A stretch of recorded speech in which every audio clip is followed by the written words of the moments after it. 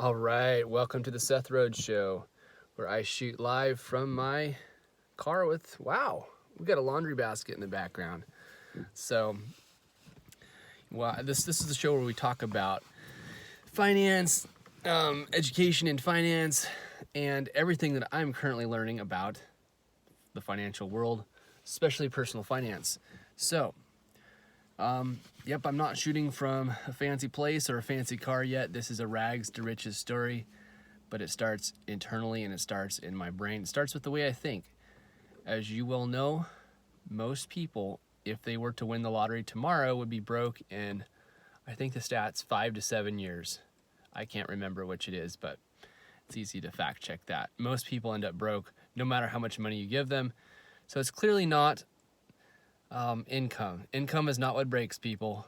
Income is not what ruins, or it's not make or break for what your financial stability is and your financial future. What makes or breaks people is their ability to manage money. And I would suggest that your ability to invest in yourself and the way you think is the primary difference between whether you're going to manage money well or not. So I would like to think that a year from now, if someone were to win the lottery beside me, I would be way less jealous. Just being honest here, way less jealous, because a year from now I will have been so much better prepared to handle the money I do earn and the money I do have to invest. So that's a funny way to look at it, but it's like right now, if someone were to win the lottery beside you, someone you know well,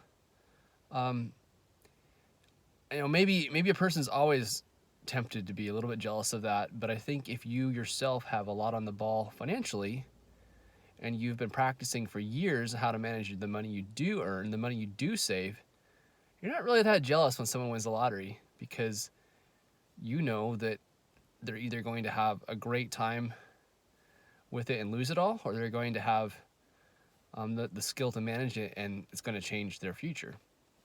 A future well beyond 5 or 7 years, however long it takes people to go broke when they win the lottery. But generally, along with that stat that I didn't take time to pull up before shooting this was pro athletes. Pro athletes are just famous for losing their earnings as soon as they stop playing. So when they're not active in their income anymore, and they're not earning an active income, the money that they should have had, they should have saved, is gone. It's gone very quickly. They're broke so soon, on average. Of course, there's always exceptions in every industry, and amongst the people we know, there's exceptions. People that if you threw a wad of cash at them, they would know what to do with it. Their lifestyle would be such that the money would remain and would grow. So I think it's a pretty good measure of whether you are ready for a bunch of money, is how do you react if your friend were to win the lottery.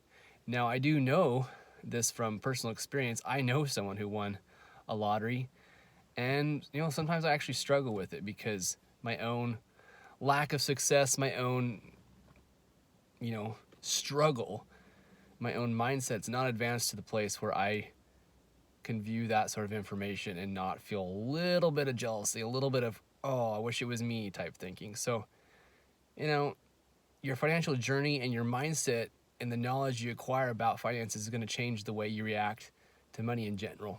And I like to think that a year from now, I will have put so much time and effort into learning how to be a better entrepreneur, learning how to manage my day job better, learning how to manage finances from every angle, that there's no amount of money drama happening around me that can affect me.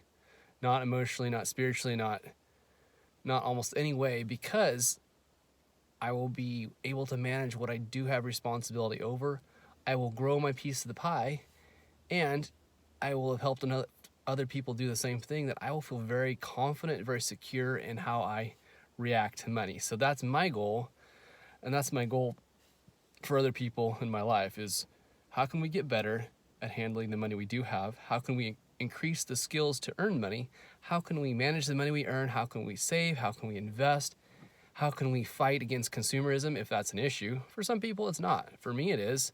A lot of people in American culture struggle with consumerism, where you spend every little bit you earn. So I've said it before, and I am repeating other people when I say it. So this is somewhat common knowledge, but in case you haven't heard, people who earn six figures, most of them are broke too.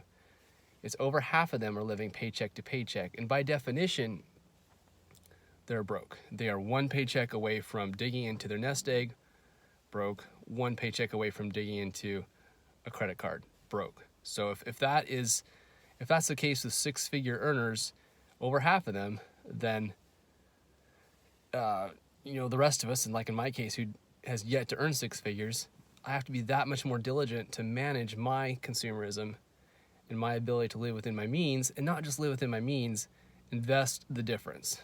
That's really the secret to long-term incremental wealth. It's not the only way, but it's you can almost boil it down to that simple thing. The difference between what you make and how you live, that's what you get to invest, and that's what's going to earn the most over time.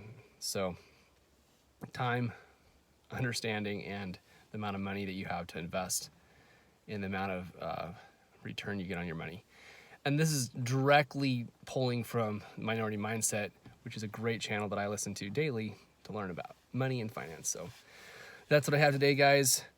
Now go work hard at what you love.